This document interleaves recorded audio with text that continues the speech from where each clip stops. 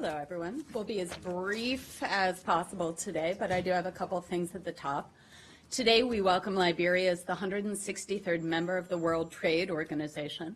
This is a significant step for Liberia's economic integration into the global trading system and adds another voice in Africa to this important forum. We applaud Liberia for this significant achievement. We look forward to working together with Liberia as a full member of the WTO. Note, I think most of you are tracking. Earlier today, Secretary Kerry was in Paris, where he attended the Bastille Day celebrations. He also delivered brief remarks to the press on the one-year anniversary of the JCPOA. I think you've seen that transcript as well as the President's statement on this anniversary. After departing from Paris, the Secretary arrived in Moscow, where he'll be meeting with President Putin shortly. We expect to offer a readout after that, so I won't get ahead of this now. And with that, Matt, over to you. So are you going to offer a readout here or there? So it's my understanding we'll get it there, and then you guys will get it here. All right. So this was gone over at great length in the White House briefing, so I'm not going to spend a lot of time on it. I'm not, at least. But on Syria and on Russia and on this proposal that's being brought, it's been clear for several years now, or at least more than 18 months, that the U.S. position has slowly but steadily evolved, shifted, coming more in line with the Russian position, which has remained consistent since the very beginning of this conflict. And I'm just wondering why, if the kind of proposal that's being presented, or that has been presented, is being presented now, why couldn't it have been presented far earlier in this process, at least after December, when the Secretary went to Moscow and essentially aligned the U.S. position with that of the Russians vis-a-vis Assad? Is it wrong to think that had this proposal been made earlier, a lot of lives could have been saved?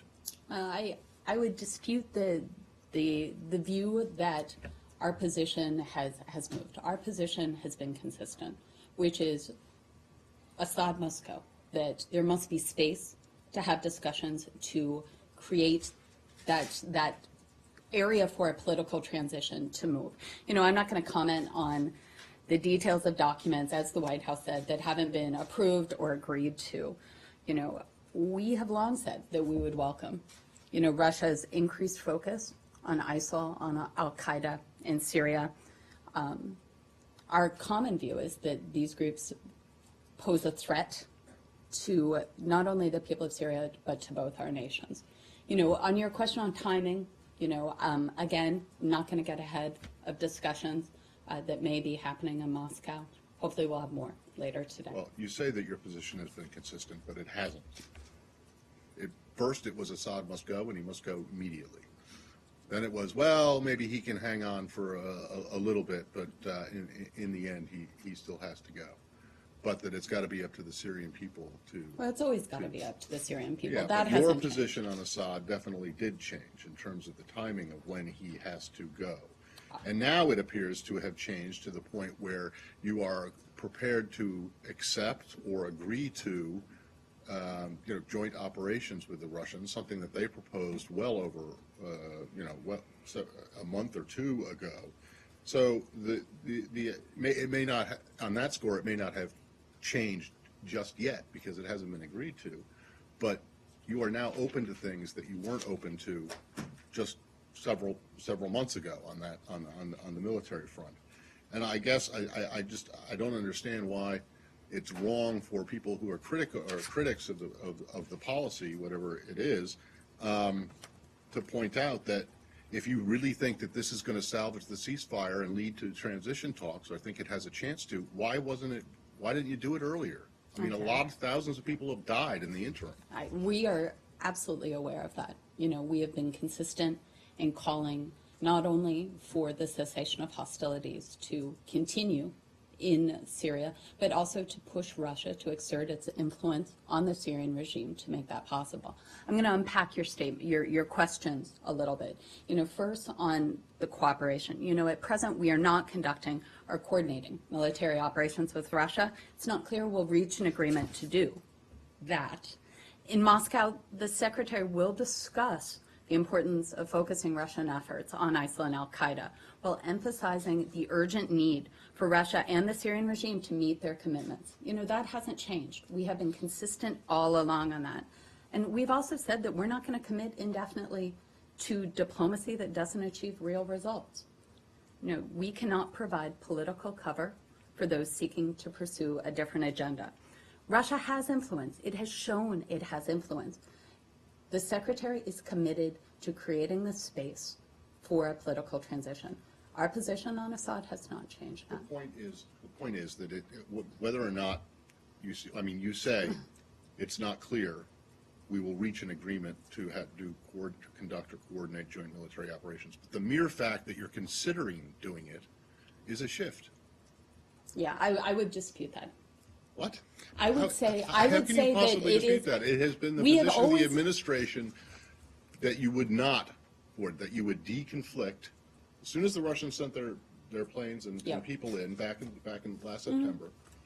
The position up until now has been nothing other than just this deconfliction exercise. Now you are considering, have proposed, or willing to consider Russian proposals. But that is in itself is a shift. It is not consistent with your position. All right, you're obviously we're not going to get into. I have just one more, and then it's brief, and that is that your colleague at the White House and you also said that it's time that Russians have to make a choice.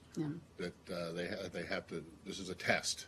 The testing has been going on and on and on and on and on. It seems clear to everybody, except for you guys apparently, or at least it seems clear to most people, that the Russians have made their choice, and that it is kind of pointless to keep testing them when it's clear that they're not going to budge. But we've seen repeatedly through the nature of this conflict that Russia does have influence. We saw when the beginning of the cessation of hostilities that they do have the ability to influence the regime. That is our goal here. Our points, our position have been the same all along on this now.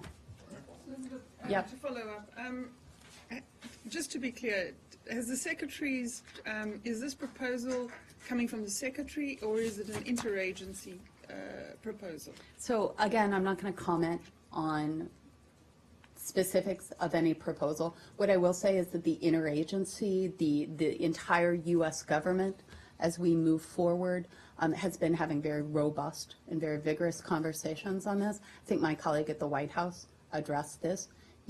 Our position, again, is that we're looking for a future for the people of Syria. So in that language, robust, does that mean that there are disagreements with interagency disagreements? There are definitely officials that are coming out talking about that they I would say, in any situation, and Josh addressed this at the White House, in any situation that's as complex and critical and frankly as heartbreaking as the humanitarian situation right now in Syria, raises a lot of very strong viewpoints. The conversation within the interagency among our colleagues is very vigorous. But that said, our position as an administration is very focused right now. So would you say that the Secretary's trip is the full backing of the White House and of President Obama? I'm not going to characterize that for the White House, but I would say that the Secretary is going to present and to have discussions in Moscow that present the administration's views. I am not going to get ahead of those discussions right now. Because, it's usually when a Secretary of State goes with a proposal like this, it has the backing of the White House. But the White House has not specifically said that. Oh, and because I think the awkward thing is none of us are talking about any proposal right now. What we're talking about is there's going to be discussions that happen. They start tonight when the Secretary meets with President Putin. They'll continue tomorrow. So he meets with Foreign Minister Lavrov. Let's see where they go. But there has to be a proposal. it was published this morning. Yeah, but again, we're not So going to that's talk not about the that's details. not a proposal? I can't speak to any specifics, of any documents that may have been leaked. You know that. Well, Leslie. can you at least say that there is a proposal that's going to be made? What I'll or say is discussed? that the secretary will meet with President Putin tonight. He will certainly be engaging in a very focused conversation on Syria. Those conversations will continue tomorrow with Foreign Minister Lavrov. Then just something more very specific on clearing this. What is the aim of these discussions? I mean, both sides have been fighting ISIL. Is the aim here to try to hone in more on these groups like al-Nusra? So what we would say on that is that, Russia's significant military intervention gives it enormous responsibility for Syria's future. The secretary will be speaking to Russian leaders about that. We believe that it's time that Russia decides if it's serious about advancing its purported goals in Syria.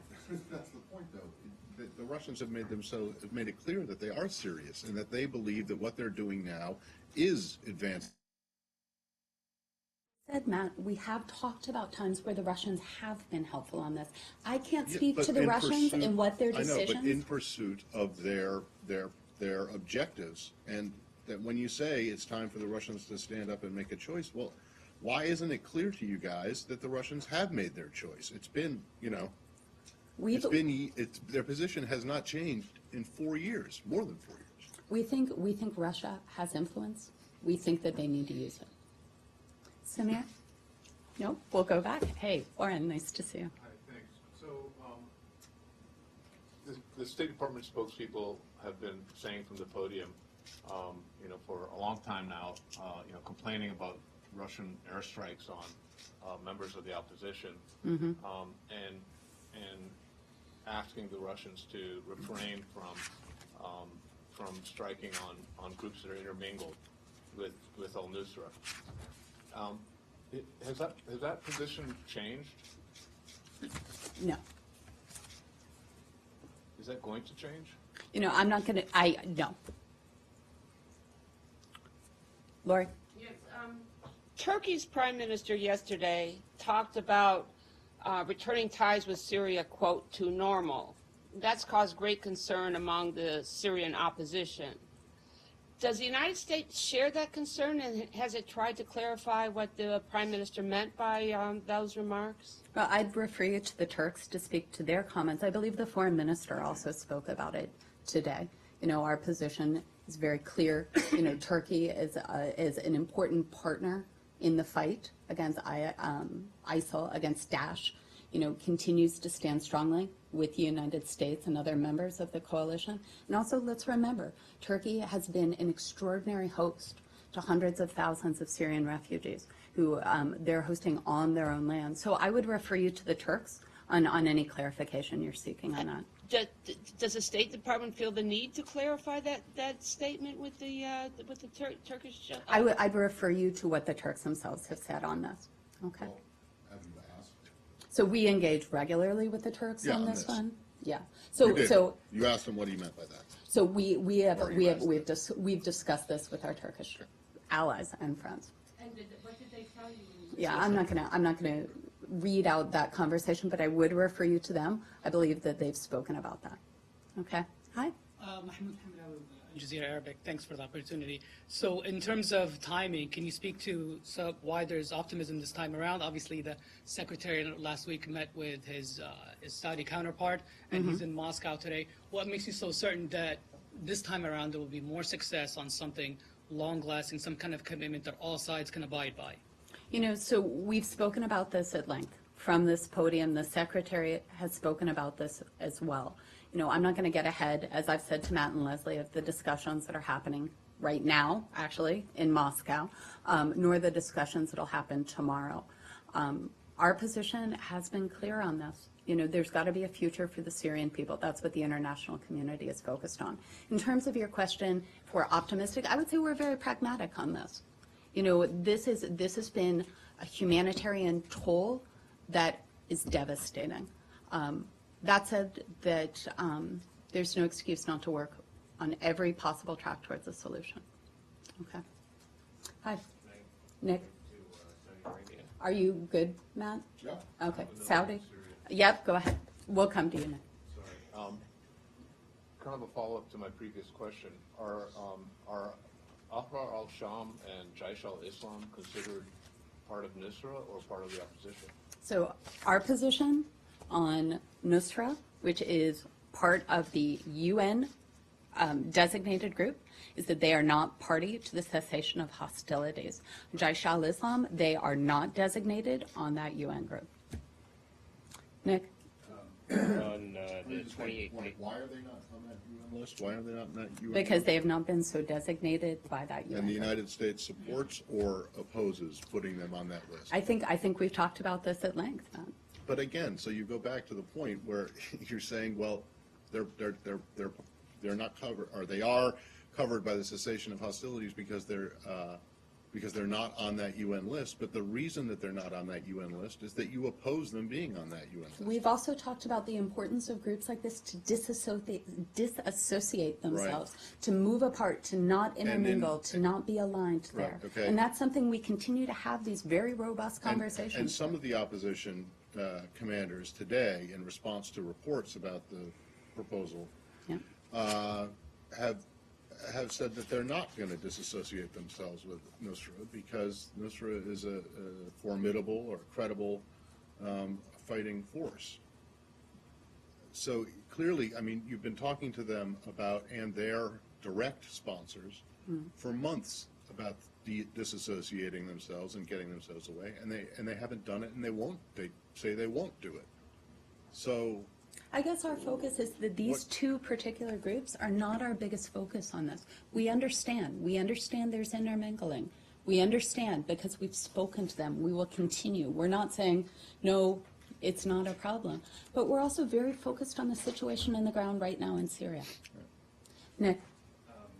So the House Intelligence Committee is saying it may release the 28 pages from the 9/11 report, those classified 28 pages, as early as today or tomorrow. Have you spoken with the Saudis on what may, what's in those 28 pages? Are you concerned about the effect that this may have on U.S.-Saudi relations? And have you spoken with the House Intelligence Committee? So I have no timing to announce on that. That would be obviously for Congress. Or I would also actually specifically refer you to ODNI to speak about their timing on that.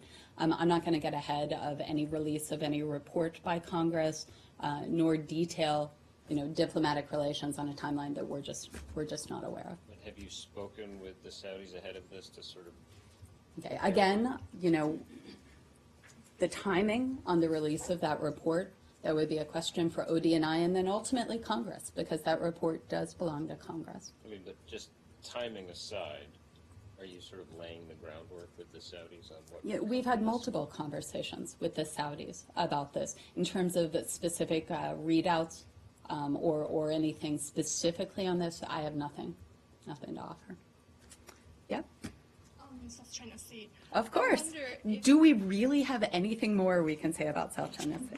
first of all, do you have a response to Philippines proposed that they may send an envoy to China to discuss the arbitration? Our focus, as we've said repeatedly from the podium, is that we encourage all claimants to avoid provocative actions and rhetoric. We would welcome any discussion among claimants.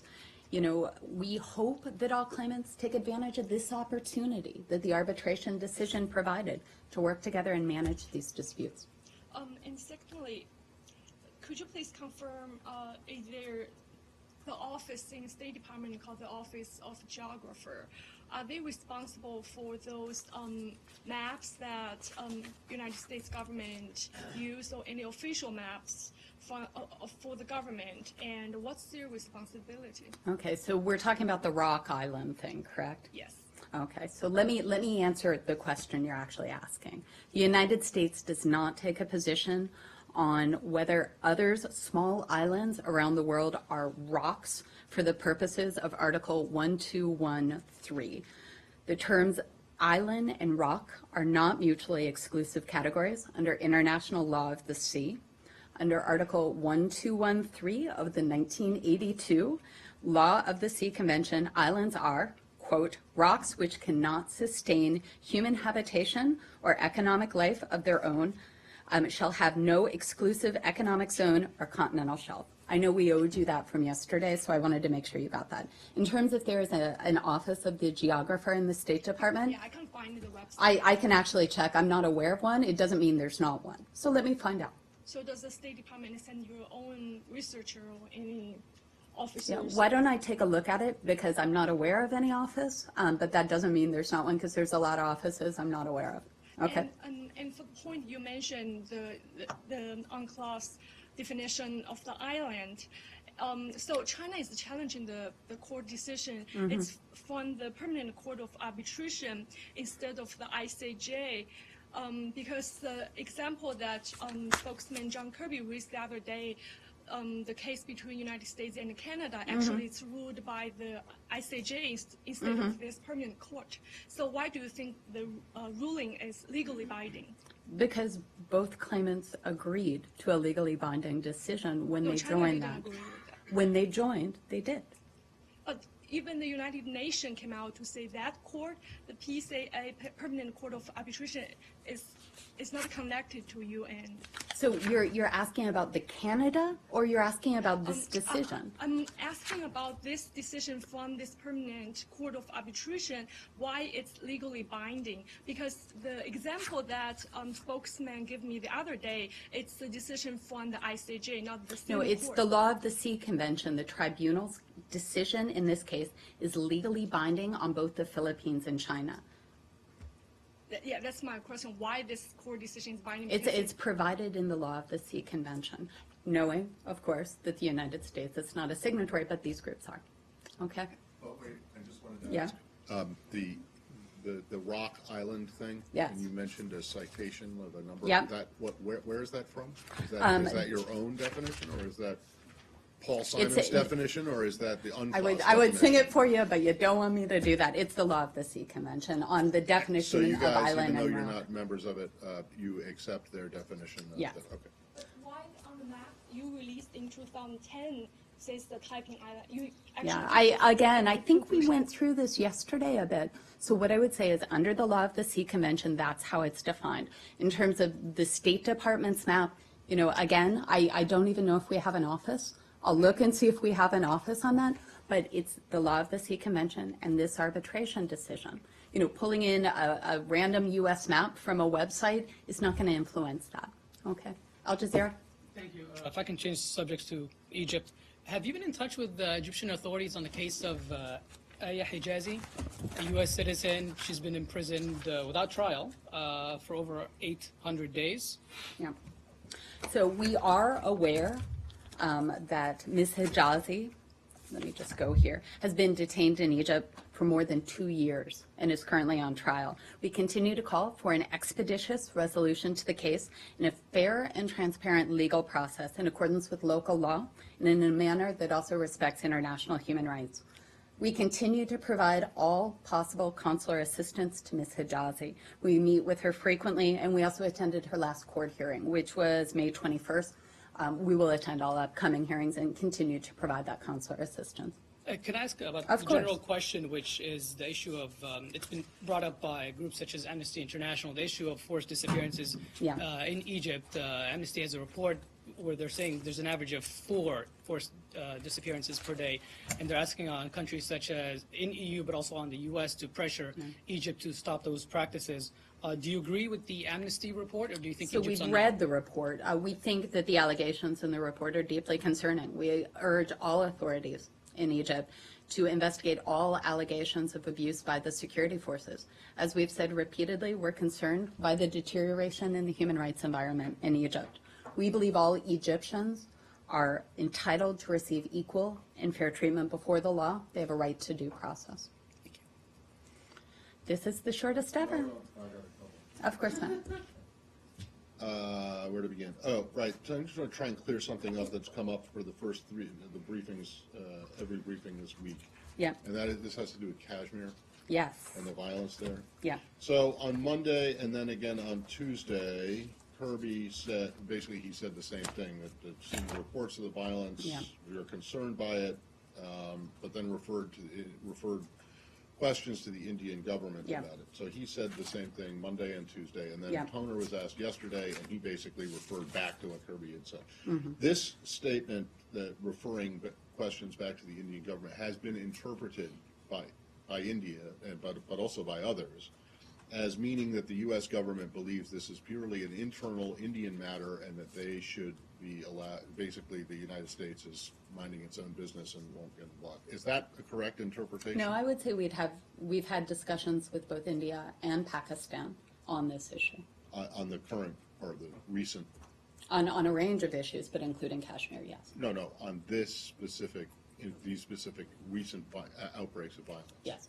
You have, okay. There has also been the question raised of why you've said that you're concerned about the violence, but you haven't condemned the deaths of civilian. So we are very concerned about the deaths of the protesters. I understand it's over 30 now. That's of grave concern to us. We continue to be in touch with the government of India. We've been in discussions with the government of Okay. Pakistan as well. But is this something that the United States would condemn? Well, we'd encourage all sides to make efforts to finding a peaceful resolution. You know, the situation on the ground, from what we understand, is very complex. It remains fluid. In terms of clarity on what's going on, in terms of the protests as well as the security force reaction, we're still trying to get. All right. And then, but just in terms of this being an internal matter for India, while it may be taking place on territory that India claims or Exactly. administers, does that absolve it of any kind of criticism for any abuses that may or may not take place? We take, as we said, and as both Kirby and Toner did say, you know, we're very concerned about this latest outbreak of violence on that. All right, and then somewhat related to that, the leader of Lashkar-e-Taiba is a man who you guys have put a Rewards for Justice bounty, to loosely used word bounty, of $10 million. This has been an issue that's been raised before. He is basically walking around in Pakistan openly, with not a problem, giving interviews, whatever. He has said that that the United States, by taking the position that, or not taking any position, condemnation on the deaths in the recent violence, that you're basically giving India a free hand, or you're encouraging them to use harsh tactics against demonstrators. Is he correct in Of course saying that? not. I mean, we've seen the statements. We, as we've said from this podium many times, we remain concerned about his activities. He's listed by UN Security Council 1267, Al-Qaeda Sanctions Committee. As you note, he's also on the Rewards for Justice program. Both LAT and Saeed are designated by the U.S. government. We would, we're not going to respond to every statement like that. Obviously, we disagree with his premise, but we've also been very clear with the government of Pakistan that they must target and root out these extremist groups, all militant groups in Taliban. And I believe Toner referenced yesterday the very helpful comments from General Sharif on this. Right. Is it a concern to you that this guy who has been designated by the UN and then by the U.S. is just... But seems we to be remain going about very his concerned daily by his business? activities as well as the statement, as you've highlighted. Have you, and you have raised this with Pakistani authorities? We have been very clear. All right. On Israel, briefly, Yep. if anyone has more on that. I asked a question yesterday about the guy who's been named the chief rabbi of the IDF, Yeah. and did you get a response on that? So we have, we understand there are concerns with some of the comments that this individual made in the past. While we won't respond to every comment, obviously there's no justification for rape. He's made some other comments as well. Are those the only ones you're referring to? The ones that I'm tracking are the ones I'm referring to. And then lastly, as you began with the Iran-iversary, as some people are calling it. Hashtag. Yeah, but I don't think these people are supporters of the deal and calling it Iran-iversary. But anyway, for Mr. Zarif, in his comments marking the anniversary of the deal, basically complained again that you guys, in particular, the U.S., but also the other members of the P5+1, have not been living up to your end of the deal, and that you need to do more in terms of sanctions relief. Is that a valid complaint? We would disagree. You know, we've made clear that the United States will continue to live up to its commitments under the Iran deal as Iran lives up to its own commitments. So there is no, the Iranian officials have said for some time that if they're not getting the relief that they think that they are owed under this deal, they're going to walk away from their part of their part of the bargain.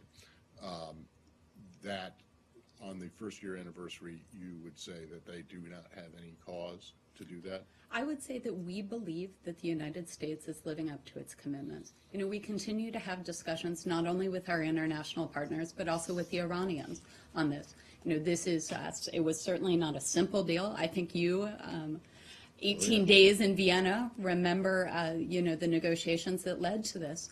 But we believe, yes, we are. Okay, thank you. Great. Thanks, guys.